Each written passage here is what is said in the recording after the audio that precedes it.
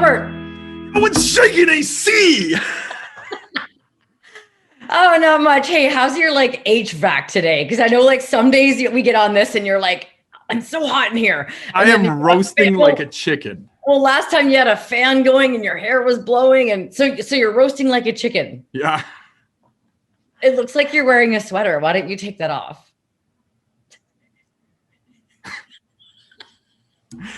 Good idea. Oh my god.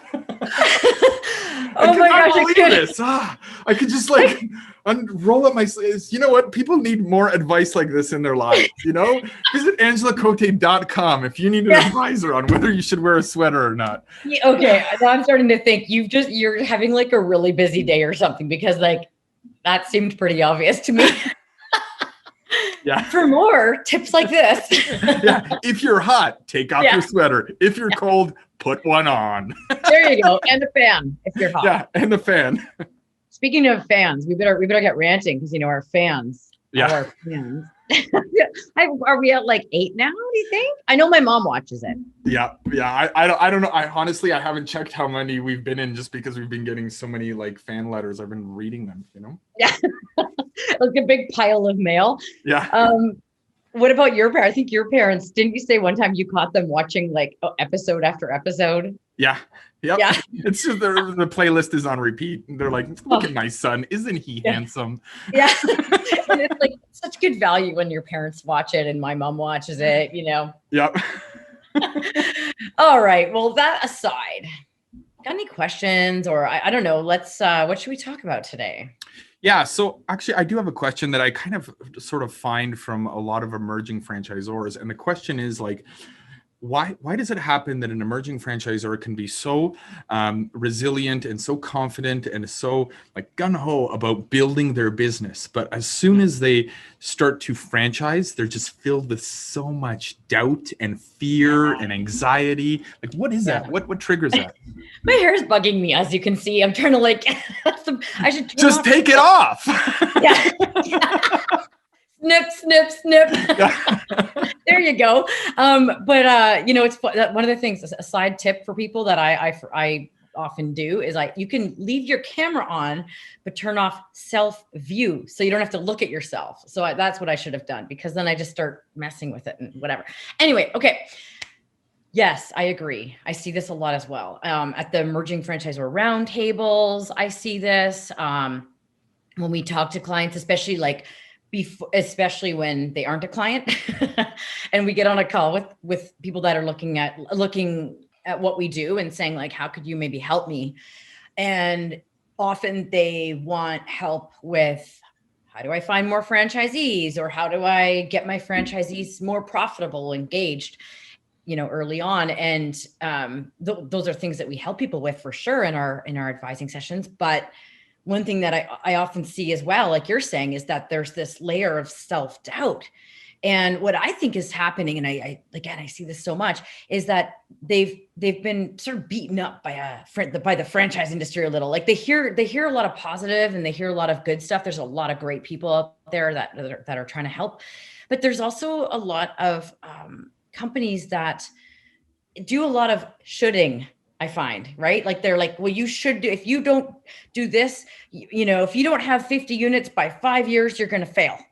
Yeah. Can you imagine, like you're a business owner and you've been successful to grow your business. You franchised it because you were profitable and you had this great revenue annually, and, drive and grit and resilience and whatever else it says behind you. And now you're starting to realize maybe you don't know, maybe you don't know. So I think that's what happens is, a lot of people around them are telling them what to do and get them kind of starting to doubt themselves. What do you think? Do you see that, or did you go through that by any chance? Yeah, I mean, I definitely see that. Yep. Sorry. Just to clarify, I think of you as an emerging franchisor that's gone through a lot of the challenges and learned a lot. Oh boy, yeah. You know what? I think what happens is like an entrepreneur builds a business and they are a pro at that business. They understand the food, how to make the perfect burger, whatever it is. You had to go with the burger. franchise. Yes. We're trying to teach people that franchising is not just about burgers and fries. Okay, but I'm hungry. Anyways, whatever. Oh, okay. So they're experts at that. And then they decide to go franchise. And what happens is they enter a completely new industry that they're not experts at. And they start to lose confidence. I think that's what happens. And then to add to that, a lot of people, like you say, will bombard them. You should do this. You should do this. You have to hire me and buy this and all this sort of stuff. And then other franchisors come in and say, we did it this way, and you become overwhelmed because that's not the business you started in, right? We went through that too. And I think the way we overcame it was, rather than sort of turtling, we said, how much of this can I learn from? I'm not just going to buy into everything, but just give me all the information. Tell me all the things I should be doing. I'm going to go research it. I'm going to go try to figure it out. I'm going to learn from as many people as I can, so I don't feel so apprehensive about making steps or strides in the industry. Mm-hmm. One thing I've noticed with you is that when we first started working together, you, like most emerging franchisors, so any emerging franchisors watching this, listen up, early on, it does seem like, well, it's just rinse and repeat. Like, here's what you do. We're going to find people that want to do that. They're going to spend money. So they're going to do it because they want to be successful. And then they don't do it. And that probably hits you hard because you weren't able to accomplish what seemed easy.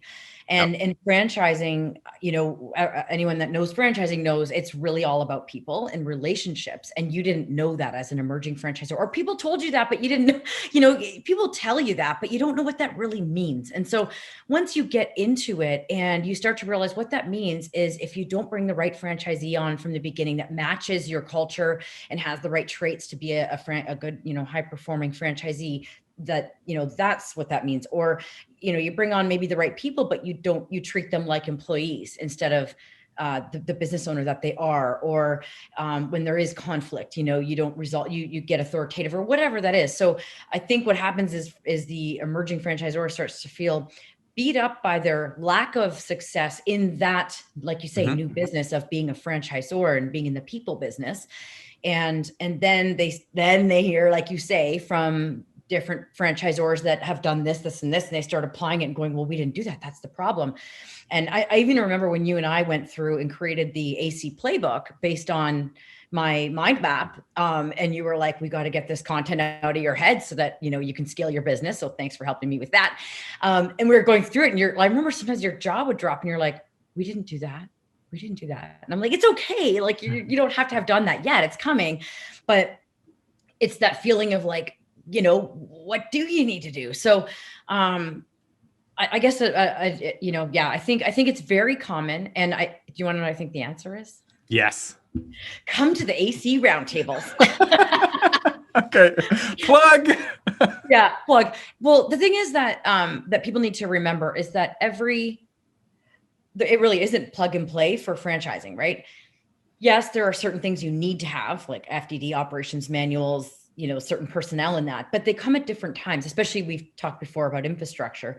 And to stop thinking that there's just a linear step-by-step way to franchise it, to get it to be franchised, there kind of is, but then to make it successful, it's not linear.